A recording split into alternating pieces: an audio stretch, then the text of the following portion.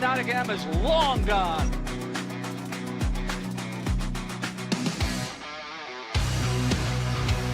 Test the fake, too good. She won it by 2.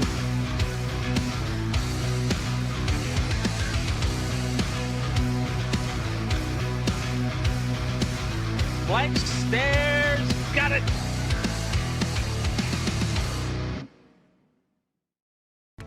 The world's greatest harness racing at Meadowlands Racing and Entertainment happens every Friday and Saturday night. Live racing kicks off at 6 p.m. Admission and parking are free. The track is also open for simulcasting 7 days a week. Plus, check out our FanDuel Sportsbook, where you can legally watch and wager on all sports action. Visit playmeadowlands.com for complete racing and sports wagering information. Must be 21 or older to wager. Gambling problem? Call 1-800-GAMBLER.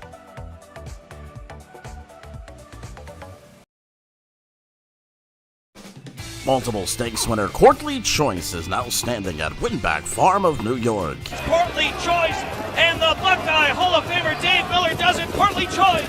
Rush, 3 of them across the track. Who's it gonna be? It's Courtly Choice. Courtly Choice sets sail, and it's Courtly Choice with a stunning upset. Let's go, Courtly Choice and David Miller in front, 148-3. For more information, visit winbackfarm.com. Good evening. I'm Heather Vitale. Welcome to Harness Racing Updates 2's in Training, sponsored by the New York Sire Stakes, the Meadowlands Racetrack, and Courtly Choice, standing at Winback Farm.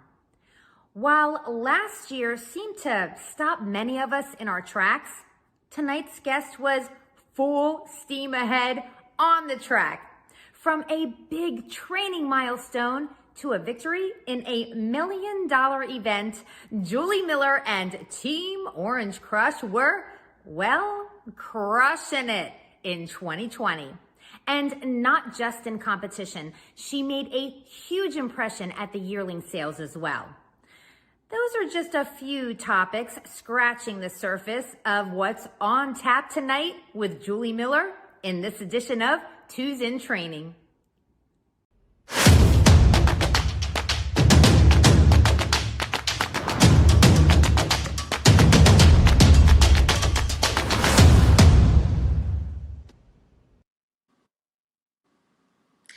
Again, everyone, welcome to Harness Racing Updates 2's in Training with Julie Miller. Now, I am in Delaware. Julie is in New Jersey. And I hate that we have to be so far away from each other. But you know what? At least we don't have to wear any masks. So that's okay. Absolutely. Thanks for having me, Heather. So happy you're here. And I just want to welcome everyone from around the world who is tuning in this evening. Thank you for joining us.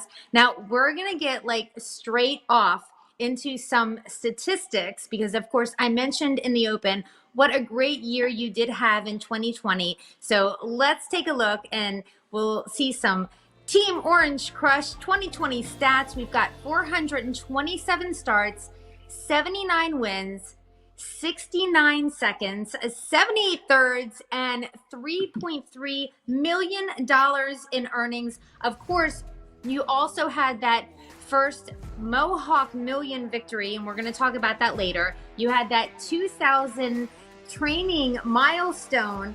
So, honestly, overall, you've got to be really happy with how 2020 turned out because it was kind of a wacky year. Yeah, like you just said, Heather, middle of March, when the quarantine happened and the shutdown, it was a lot happening, especially in New Jersey. We had some of the highest rates and it was really scary. I'm glad everybody took precautions and, I was glad to see that, the Meadowlands and all the other tracks spearheaded really well to put protocols in place to get us back and going safely as soon as possible. I know that we want to look forward to the future, but before we do that, we got to rewind to the past a little bit. Yes. I'm ready. You. I want to talk about you and where you're from and your history and how you got into racing. I'm originally from Iowa. My parents raced, and we just primarily did the Iowa County Fair circuit, and then migrated to racing at the Illinois County Fairs. Quad City Downs and Fairmount were probably the closest pari-mutuel tracks we raced at. Prairie Meadows, unfortunately, was a short-lived escapade in Iowa. They turned more towards thoroughbred racing, but that's where I got my start. Was on the farm. Learning from my parents, and I really think that experience helps me out a lot. I think we have a picture also of you and your color. Yes. Now, I feel you. I feel you in this picture. Aquanet was my BFF back then.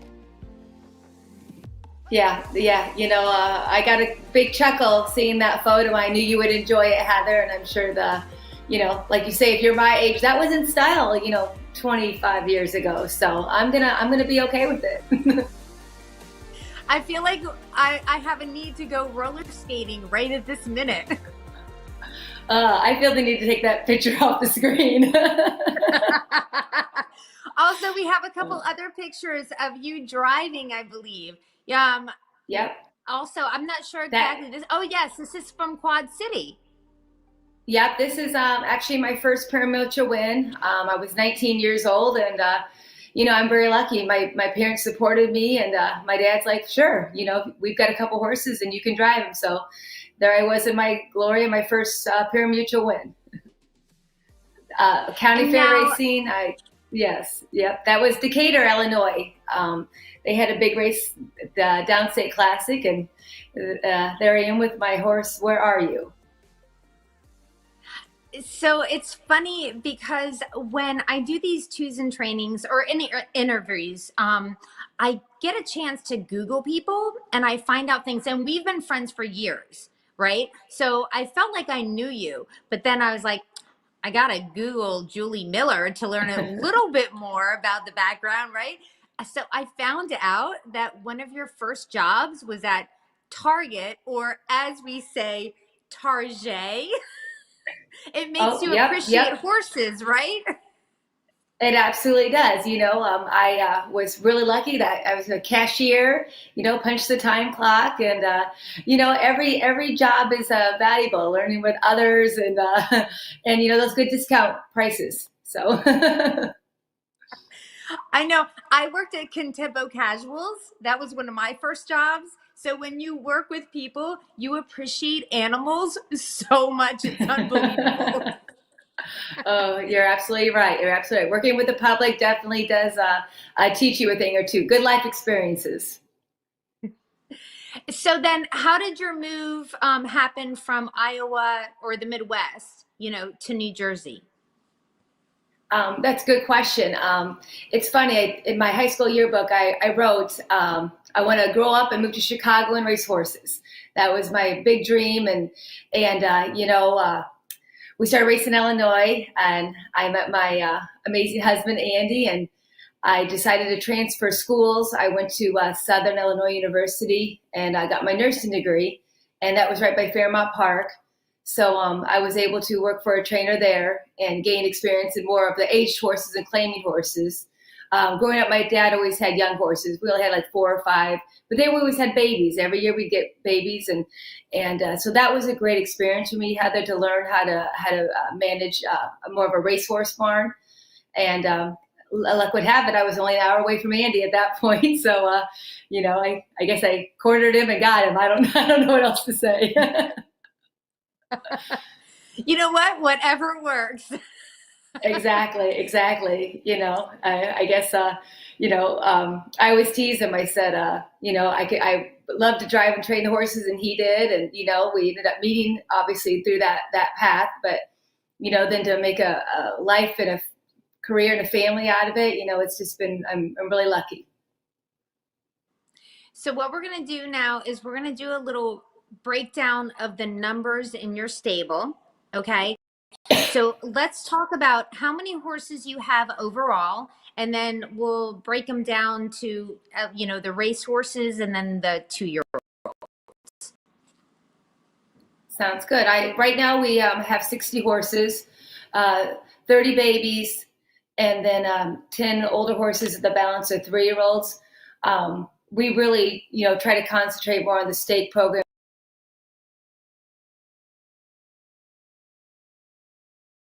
That either they've been with us forever, or they're kind of part of the family, and we race week in, week out at the Meadowlands. All right. So, I know this is International Women's Day. All right. So, okay, I'm not one to try to play the woman's card. Okay. And so before anybody gets upset at me, just hear me out on this. All right. So when I look at someone like you, a woman, Linda Toscano, I sit there and I say, they're great trainers. I don't usually put like a woman on it because I don't see a gender there. But the fact is that there are girls out there trying to break their way into the business. And they're not looking at Ron Burke, as great as he is, or any other trainer, because they're not resonating with someone like that. They're resonating with a Julie Miller, and they're saying, I want to be Julie Miller. So what kind of advice can you give to those girls that are breaking out and wanting to have a stable like yours that you just talked about? That's a great question. And I'm first of all, I'm flattered that you said that, because I think it's important for us women to empower other women, not just in our sport, but in anything you want to do.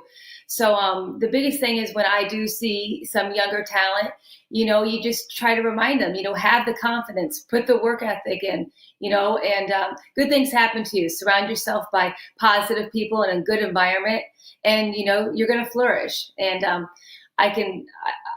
a handful of girls that I've seen and I've talked to, and I see them, progressing, whether it's in the driving category, of being farm managers at breeding farms, or assistant trainers. I think there's a lot more women, and I think we're also lucky for in the sport, Heather, is I think men are accepting of it. I don't think people see, at least in my experiences, I'm fortunate for maybe being a woman, they don't see that way. If you can do the job, you're hired. And that's what I really love about my fellow horsemen. Yeah. No, I love that.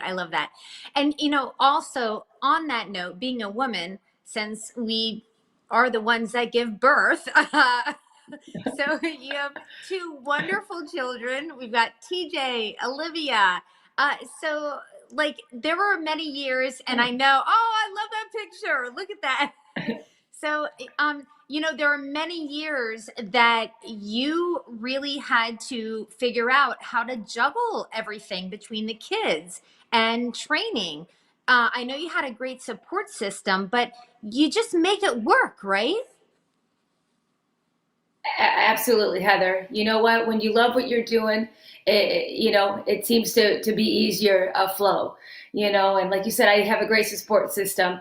When my kids were younger, Andy pretty much concentrated on his driving more, and we only had like a 10-horse stable, so I was with my kids. But as soon as they got school age, going all day long, I really was wanting to increase our stable, and as luck would have it, we moved to New Jersey, and we were able to prosper out here. But like you said, it's a balancing act, and I wouldn't trade it for anything else. And I think I commend mothers that stay at home and work hard, and I commend women that can, be in the workplace and at home. And we're all doing it, and the kids get raised, and that's what the important part is.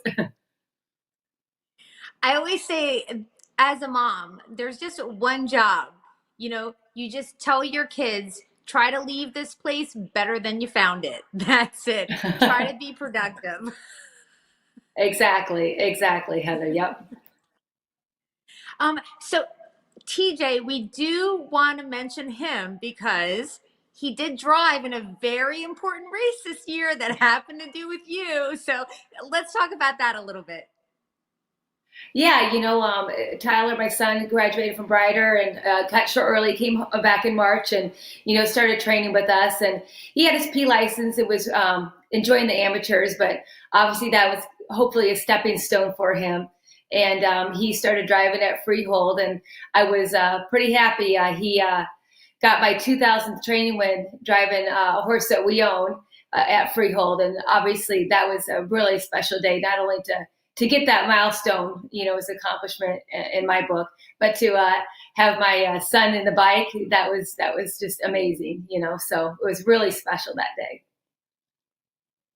All right, we're going to move on to some horses now. We're going to get to the 2-year-olds here in a second, but first we're going to talk about the old man in the barn. And I'm not talking about Andy, okay? We're going to talk about he is 7 years old. Oh my goodness. Over $1 million. He's had 63 starts, 15 wins, 10 seconds, 6 thirds, the mark of 151-1. But actually, yes, he's been a fan favorite, but he's just been in your barn for about a year, right? You got him in January of 2020. Correct, Heather. We were able to get, we had a void in the open trot department, and Andy and I had been looking feverishly. Don't want to be an impulsive buyer, but the opportunity arose to buy into the partnership of Lindy the Great, and we took advantage of it. And he's just been so nice. He's a classy horse to be around, and he's definitely personable. So it's been a great addition to our barn, and we're obviously looking for his season this year as well. One thing about it, I think he just had 1 win last year, but yeah, he had a race against those mares, right? I tell you what, like you said, maybe the win column was only 1, but when you're chasing those ladies and getting seconds and thirds, the purse money still adds up. So hopefully we'll give them a little more run for their money this year, but those are great mares, and Chaga Atlanta. So if I was third of them, I was happy. And, maybe sooner or later, it'll be our turn to get to the winner's circle, one of those big races. And yeah, it will be. So let's check out some 3-year-olds now. So we've got, Gotta Believe. I've got her on the list. Lately raced with 5 starts, but she took a mark of 153-1 at Lexington. However, she was scratched out of the Breeders' Crown. So we want to get a little update on her. Yeah, absolutely, Heather.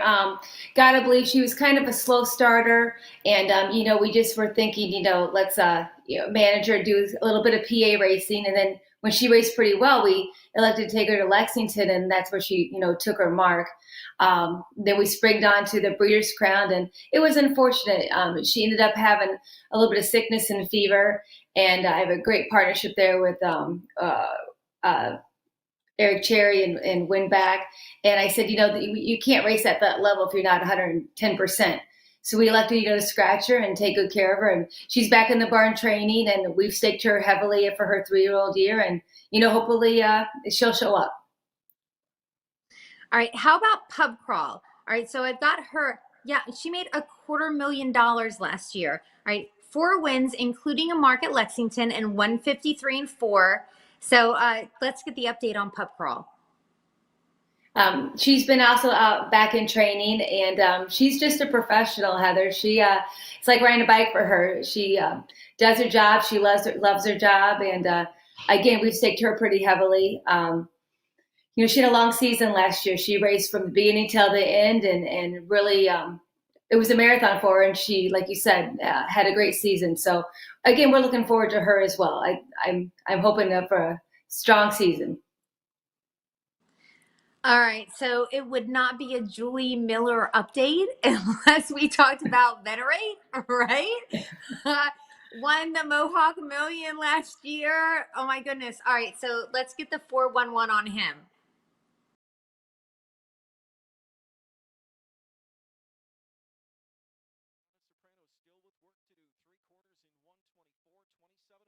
Third quarter coming into the stretch. That one's got a sting Instaglam. Instaglam after that 27 and 4 third quarter gives way. And it's Donna Soprano right by. If a horse could develop into any more, he was fantastic at 2, and he looks great at 3. He had a big season, even though he was Kentucky Sires, to race at the Meadowlands and ship up to Canada, go over to Indiana. I was just really proud of him. Andy McCarthy stepped in when we couldn't go to Canada and did a heck of a job with him. And, we're just really excited about his season. Yeah, I think a lot of people are. So, I mean, this is really exciting. I know I was cheering you on for this race. You're not supposed to play favorites, but I can't help it. We're on the same squad. So I was really happy to see you in this. Yeah, we appreciate any support we can get. All right, so let's talk about Team Orange Crush. You guys at the sale, this Lexington, watching you, because every night I'm there and, I'm watching you put your hand up or, doing the signal, seeing you sign tickets. You guys were in the top buyers in Lexington. I mean, you've got a really great team behind you. Absolutely. We were really fortunate that our owners have entrusted us and believe in Andy and my ability. And, we did our homework and research and went to all the farms. And I was fortunate that the ones I had picked out were the same ones that our ownership groups wanted. And, they said, go for it. Let's have some fun in 2021. So, it's a great experience. And, if you pick out the horses that you want, you get some of them and you don't get some of them. But obviously we're really happy with our bunch this year that we were able to attain. All right. So I know there's a bunch you really wanted to talk about. We've got them down to 11. It's hard, right? Because when they come in and you love so many of them, it's hard to dwindle them down. But it's Monday and we're not allowed to talk till Wednesday. So we're going to keep it at a minimum. We've got 11 here. We're going to start with, I've got all of them trotters except for one. We do have a pacer, and it is a pacing filly, and her name is Jazzed. So let's take a look at her. She's a betting line out of a Sports Fancy, a $37,000 Lexington purchase. And of course, Sports Fancy made $1 million on the track. Yeah, Heather, I just, I go down to Winback every year and, they put out such a nice product and we've had success with them. And when I saw Jazz in the field, I really liked her. And we had a betting line filly last year that, raced really well for us, Derby Hanover. And she looked like her and I liked her pedigree. And I was fortunate to get her for the price of $37,000. And she's trained a really nice back. I don't know if she's a world beater. You got to be pretty tough in those pacing ranks, but we like what she's doing so far. And she Gateway owns part of her, and that's where I train at. And they're happy to have a nice filly like her in the barn. All right, so like I mentioned, she's the only pacer on the list. So the rest of them are trotters. We are going to start with the ladies first, and let's check out Gertrude. I've got her on my list. Let's check her out. So she's a Devious Man out of Ophelia, a $15,000 purchase at Harrisburg. Actually, it's the first foal out of this dam. And I know that Devious Man is very close to your heart. Absolutely, Heather. Devious Man is very close to my heart, and there wasn't really many Devious Mans out there for public auction for purchase, and I went down to Millstream Farms, which is only 20 minutes from me now, and Christine bought her out, and I thought, oh my goodness, I really liked her, and I think, of course, I got a big bargain on her. I'm hoping so. She's doing everything right so far, and time will tell. But, I want to support new sires, and especially one of my own that's near and dear to my heart. So hopefully she'll turn out. All right, we'll check out A Nightmare Lane now. Of course, another filly trotter. Chapter 7 out of Granny Lane, Hanover, a $45,000 purchase from Lexington. Yep.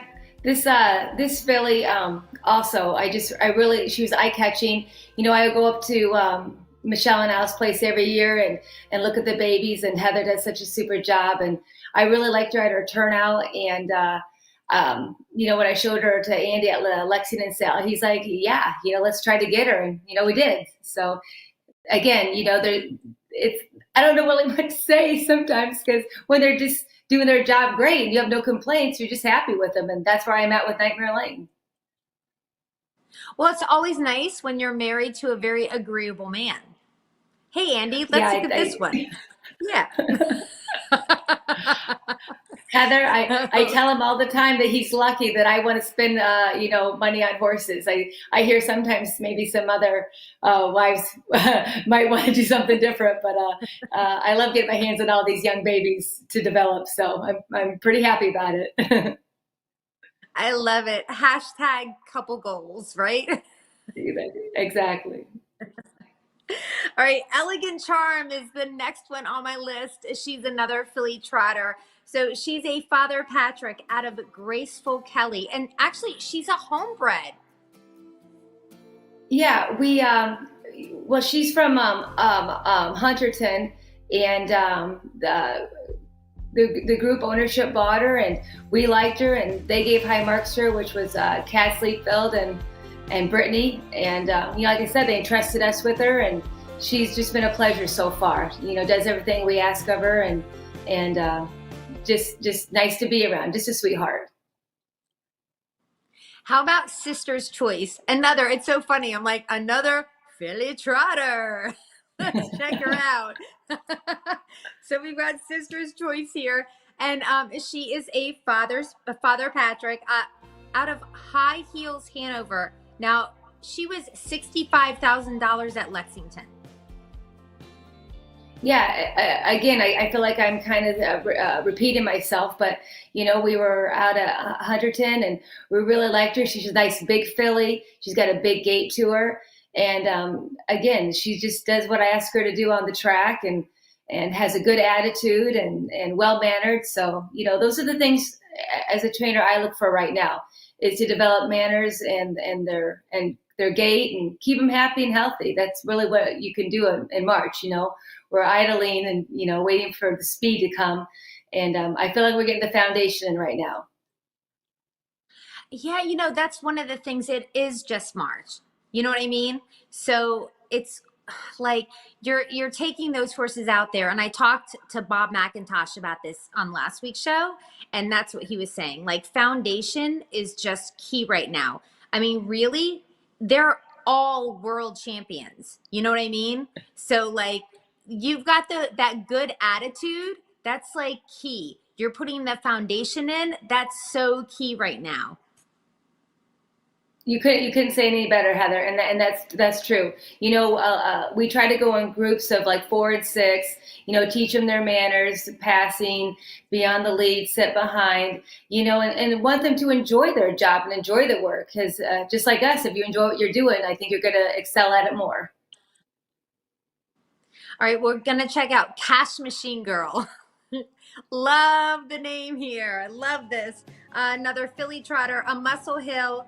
And she's out of Brookland. She was $300,000 at Lexington.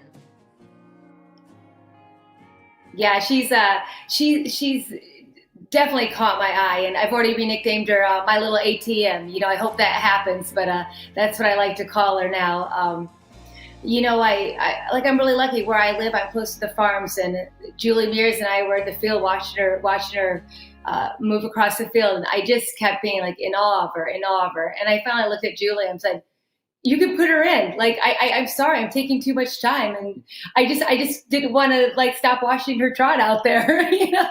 Poor Julie, she tolerates my behavior, but yeah, I just I really liked her, and I was able to put a partnership together to get her, and when they get up to that price range, you really got to do your homework and due diligence. And, I think we did. And I think she's a nice find for us.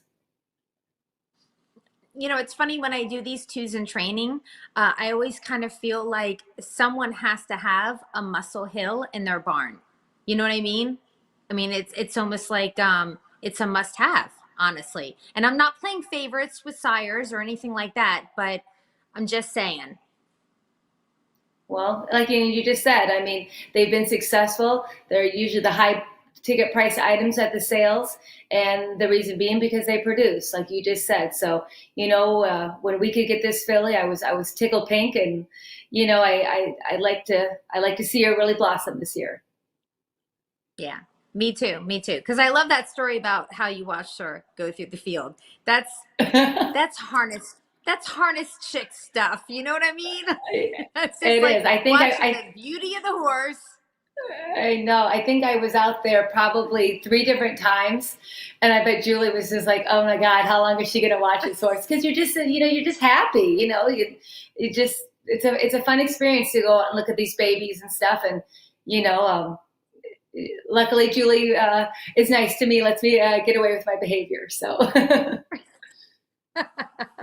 All right, we're going to check out the colts now. Clenched Fist is on my list next, a colt trotter. Now, he is a Walner out of Smexy, $190,000 from Lexington. Of course, Smexy made $500,000, and this is from the first crop of Walner. So that's interesting. Yeah, Heather, we went down to Kentucky, and Bob showed us his consignment, and he always has a top-notch group of horses. And again, I really liked her. I brought Andy out for a second look at some of them, and he was like, "Man, I really like this colt." And again, I want to support the new sires out, and Walner was one of them too. And he just looked like he would fit our program, and we were able to get him. All right, another Walner I got on my list. We got Paymac. Previously, his name was Twofold. Now he's out of Twice is Right, a $75,000 purchase from Lexington. Yep, we really enjoy Paymac. He's a great colt to be around. Sometimes these boys really don't want to pay attention to their task, and maybe not particularly studious, but he has been this whole time. He's really taken a good analogy of what we want out of him, and he's like you said, he brings it every day.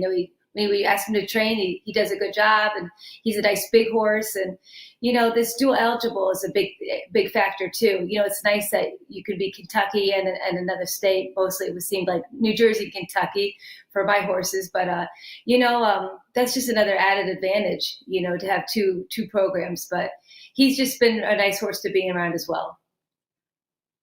I love that you just mentioned that, about being like dual eligible. Like, I mean, it's one of those things where when people go to buy horses,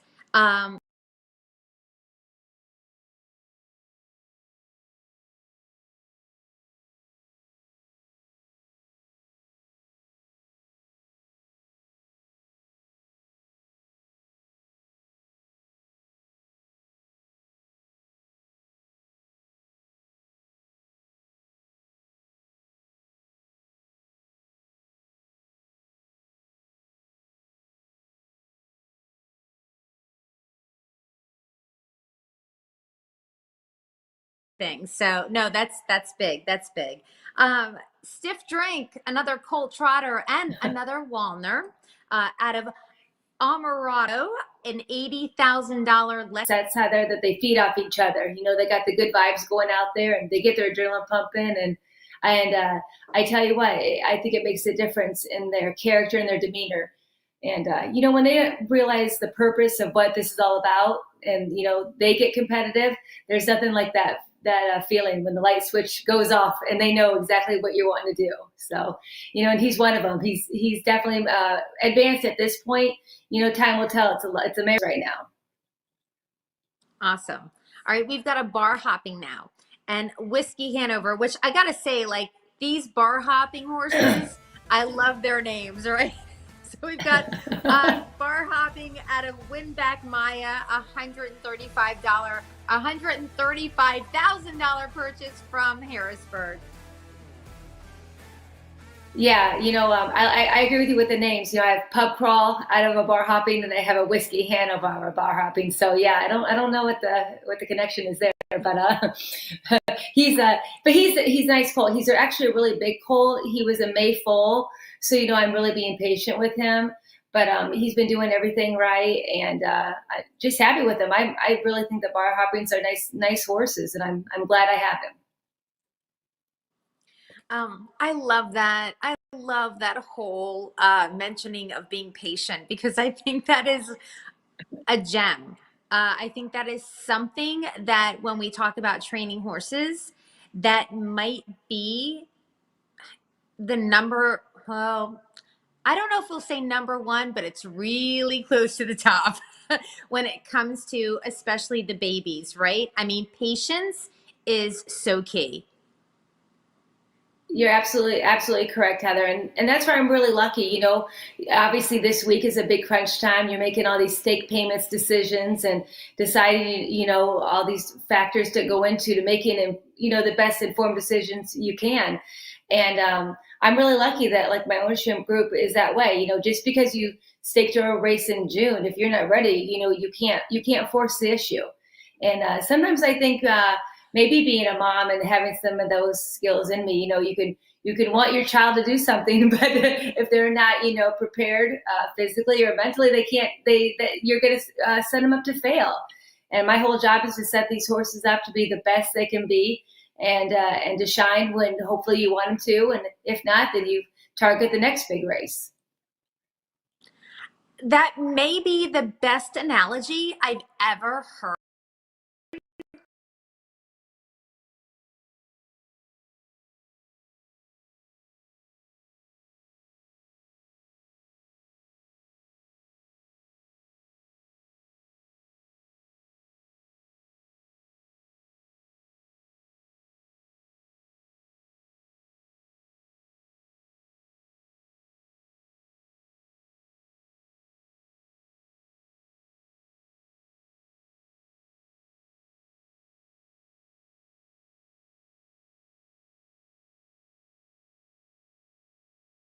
That is Absolutely. that is my major takeaway from tonight. Yeah, totally. So we're gonna end the 2-year-olds with the biggie here. We've got Night Guard and in the field, and I was really fortunate that you know, we were able to get him in the barn. He's just a nice colt, and so far he's doing everything I asked him to do, and you know, I'm just really lucky that I have great owners that, you know, want to invest with me and produce great horses, because, you know, that's what we love to do. You know, so of course we've got like a $400,000 horse. And then we talked earlier about a $15,000 horse. So when you're going to the sales, the $400,000 horse is obviously like checking all the boxes, right? Like, I mean, you're not going to pay $400,000 for a horse unless he's checking all the boxes. But then you've got these other horses that are lower priced where, you know what? There's a diamond in the rough there. So for those owners out there who are looking, you know, to invest in horses, you've got a lot of price range that you can be successful with. Very true, Heather. And I'm telling you what, I tell people all the time, you know, if you have a certain budget or certain things you want to accomplish, just do your homework. You know, look at every horse and look at the pedigrees, and something might be overlooked that you see, or maybe the page isn't as spectacular as you want it to be, but they are athletic, or vice versa might happen, you know, where there might be a confirmation error, but a great pedigree page. So, you know, you've got to look at the whole package. And then, like you just said, you just got to have confidence in what you're wanting to accomplish. And like I said, we buy horses in every price range. I don't go in with a blank check and, you know, just get to buy what I want to buy. And you know, that's where it goes to doing the legwork. Like you just said, you know, looking at all the horses and making good decisions. So we're going to viewer questions, but I have a question before we get into that. I know you go to visit farms, and I know last year was kind of a weird year, but I mean, really, like, how much time do you spend? So all right, we're just going to use this hypothetically. All right, there's a horse that is going to be Lexington. All right, so when do you go to the farm to look at the yearling? And then how many times do you go to the barn and have them pull that horse out? Great question. And everybody does it differently, and that's what's so great about our sport. I'm pretty hands-on in the barn and racing, so it's hard for me to get maybe to the farms as much as I would like to, but I do make a huge effort before each sale to try to get to as most farms as I can and look at as many horses that I can, and then pretty much what I do then is I'll kind of weed out what I, likes and dislikes. And then when I really have horses that I want to get a second opinion on, I get Andy off the golf course or off the track and have him go out and to look at him as well. He works really hard and he loves his golf. But I'm like, you can come look at these horses right now, Kentucky, and then go golfing. No, I love that. I love that. Well, I mean, it's going to benefit him in the long run because, he'll end up in the winner's circle and, you'll have you'll have a few more trophies behind you, Yes, that would be nice. That would be nice. All right, we're going to go to some of our viewer questions now. So we have Charles Foster, and he asked, if a horse doesn't show any ability as a 2-year-old, do you ever keep it over for training as a 3-year-old? Ooh, that's a good question from Charles Foster. A lot of factors come into play with that. They obviously have to show some type of talent or ability, or I really can't justify an owner, paying a training bill on the horse to continue racing. And sometimes the alternatives are, breeding the horse or, changing over to being a different discipline, maybe a riding horse, because we have to, consciously be aware of making good choices for our horses maybe aren't going to perform on the racetrack, to getting them to somewhere else where they would be productive and useful.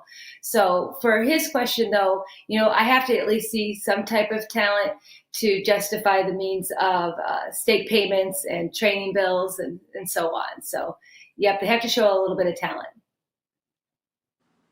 All right, so we have another question coming up. All right, this is from Howard Pierce. Actually, it's a 2-parter. So we've got, how many different owners do you have? And do most of them partner with each other, or do you create an ownership group for each horse? And then the second part is, how many employees do you have? So we'll go with number 1 first. Number 1 first. I would say it's a mixture.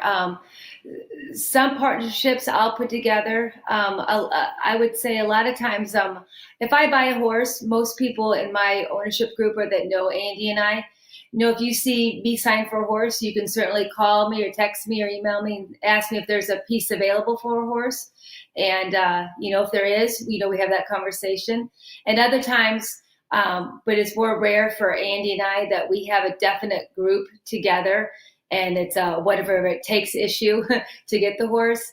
But I would say it's about 80-20 for me. 80 where I buy the horse and I, get phone calls and figure it out after the sale, and 20% probably that it's set in stone of who's in on the horse and the percentages. All right. So then how many employees do you have? I have 14 employees. I have 14, and I don't count Andy as an employee, and I don't count my dad as an employee. They help as much as they can, but they're not on the payroll.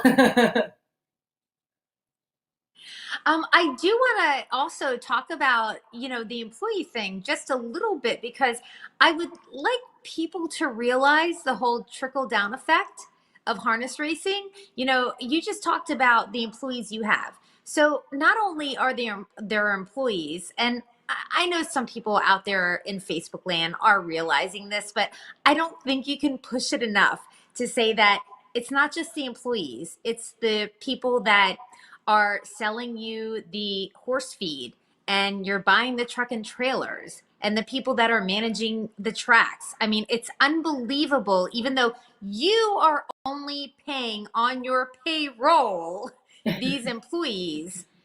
Overall, there is so much of an economic impact of harness racing. Absolutely. Like you just said, there's so many vendors that we pay out. Like you said, the blacksmiths, the feed man, like you said, the track crew, bookkeepers. A good example is you had a picture up earlier of my kids when they were young, and actually the groom in the winter circle is my barn manager, Romero, who's been with me for over 20 years. So, you don't get that kind of people around you. Yep, there he is. Yeah. Oh God, we're all so young there. He came out to Jersey with me, and he's got a great family, and that's what reminds you what you love about harness racing. It is like a family group, and you learn to work together and be together, and like you said, it's great that New Jersey, Pennsylvania, New York, the Ohio program's prospering, Indiana. It's great to see. And hopefully Illinois is going to get back on board. But, I think the horse industry has a lot to offer, and to keep people in sustaining jobs and the careers. Yes, absolutely. I just got to give a shout out to Delaware. Delaware's in the house. Yeah. The first state. Okay. So we have a couple Facebook questions as well. So they should come. Here we go. How fast do you think our most athletic horses could gallop a mile with a jockey on its back? Okay, reason I ask is I'm seeing some awful slow thoroughbred times and wondering if some of our horses with bad breaking issues could be repurposed into racing slow thoroughbreds. Wow. Okay. That one I think about for a minute. That was a lot. I've never. I don't know how we would. What, Heather? Oh, I was gonna say, the second I like read this question is I think about the differences between the thoroughbreds and the standardbreds. So the thoroughbreds, their miles aren't really getting that much faster, but then we've got standardbreds who are going so much faster than they were just years ago. So you do kind of wonder, if our standardbreds and the breed is developing like that fast, possibly faster than thoroughbreds. Could our standardbreds go faster if they were galloping like thoroughbreds? I don't know. I just really feel like I don't want my standardbred galloping. So that's where I really go with to there right away. Like, that's really what I try to avoid when I'm training down my horses and racing. So it's kind of like the nemesis of what, when I train, I have 60 horses and 3 pacers and a lot of trotters. It's, kind of a negative word in my barn, galloping. But like you say, anything's possible, and we can reinvent the wheel maybe on that one and see if it would work, I guess. Yeah, I'll text you later about that. We'll see. We'll see if we can't find a retired standardbred, start making him gallop, and go from there. Do we have another Facebook question? Okay, so we've got when looking at yearlings, do you look at pedigree or conformation first? Oh, great question. Sometimes when I'm at a sale, or not sale, like maybe viewing yearlings at a farm, they'll walk the horse out to you, and then as they're walking it out, they're telling you who it is. And I try not to get swayed sometimes by pedigree, and try to look at conformation first, because sometimes you can fall in love with a page, and then you could talk yourself into loving the animal. So I really try to just be objective, really, and try to look at the horse as an athlete and its athleticism, and then you really hope the page matches up good. It's kind of like what you talked about earlier, checking off all those boxes. If you can get all those boxes checked off and figure out how to get the horse in your barn, you're you're happy. And sometimes, like you say, the page isn't as strong as the horse looks, or vice versa. So, you just try to make the best decisions you can, and you got to have a lot of luck. When you take your book to either Lexington or Harrisburg, how many doggy ears do you have usually in there? You're like doggy ear with like the sticky notes, out of it. Oh, Is it like a man. mess, or do you have it pretty organized? Oh, yeah. People that know me, I know I'm pretty organized and pretty anal retentive when it comes to things, like how I write things down and do things. And, a few people know how to read my book. So, by the time it's all done, Heather, and to be honest, the sales have gotten so much better these last years. There's so many more horses to pick from, in my opinion.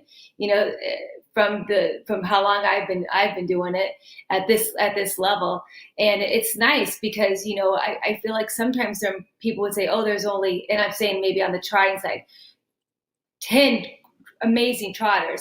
And now, because everyone's upgrading and producing better horses, there might be 30 or 40 trotters that are in the top. So that gives everybody more, chances to get a nice horse. Yeah, I love that. We have an amazing breed. I mean, it's just like, I love going to the sales and covering them and seeing these horses, and I'm so in love with everything that you said tonight and all of the sales talk, because I've become such a fan of going to the sales now. And it's very new for me, actually. So this has been so great. Thank you. Well, I appreciate you having me, and thanks to the sponsors and HRU, and it means a lot. Yeah. We do want to thank our sponsors: New York Sire Stakes, the Meadowlands, Courtly Choice, standing at Winback Farm. But before you leave, Julie, I just want to plug the people that are coming up after you. So we've got Nifty Norman is coming up with me on Wednesday. And I mean, we've got a whole slew of superstars this month that I hope everyone tunes in to Harness Racing Updates Facebook page. And I just want to say, y'all got big shoes to fill here, because Julie Miller tonight. All right, if you were watching her, let's see how you guys do after her. And if you're not subscribed to Harness Racing Update out there, please go to harnessracingupdate.com. It is free. It is such a great newsletter. So again, thanks everybody for tuning in tonight from all over the world. And thank you, Julie. I really enjoyed tonight. Thank you so much. Well, thanks for having me, Heather. I appreciate it. All right. Good night, everybody. Thank you.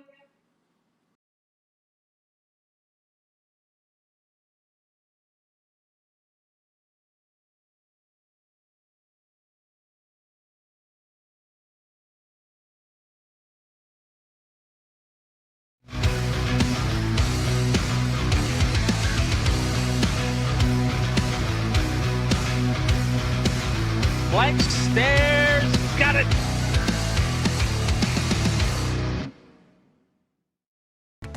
The world's greatest harness racing at Meadowlands Racing and Entertainment happens every Friday and Saturday night.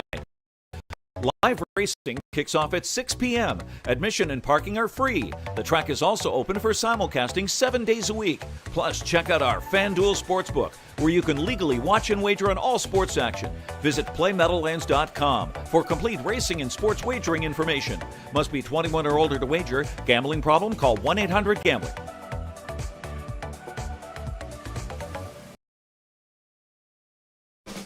Multiple stakes winner Courtly Choice is now standing at Winback Farm of New York. Courtly Choice and the Buckeye Hall of Famer Dave Miller does it. Courtly Choice. Rush, 3 of them across the track. Who's it going to be? It's Courtly Choice. Courtly Choice sets sail, and it's Courtly Choice with a stunning upset. It's all Courtly Choice and David Miller and front 148-3. For more information, visit winbackfarm.com. Harness Racing Update features the sport's most talented and provocative lineup of writers. Garnet Barnsdale, Dave Briggs, Murray Brown, Frank Ottolo, Ron Gerfine, and Thomas Hedlund, as well as Bill Heller, Bob Hayden, Dean Hoffman, Victoria Howard, Chris Lomon, and David Mattia, and also James Platts, Bob Roberts, Sandra Snyder, Brett Sturman, Jay Wolf, and many more. See what everyone is talking to you today for free at harnessracingupdate.com.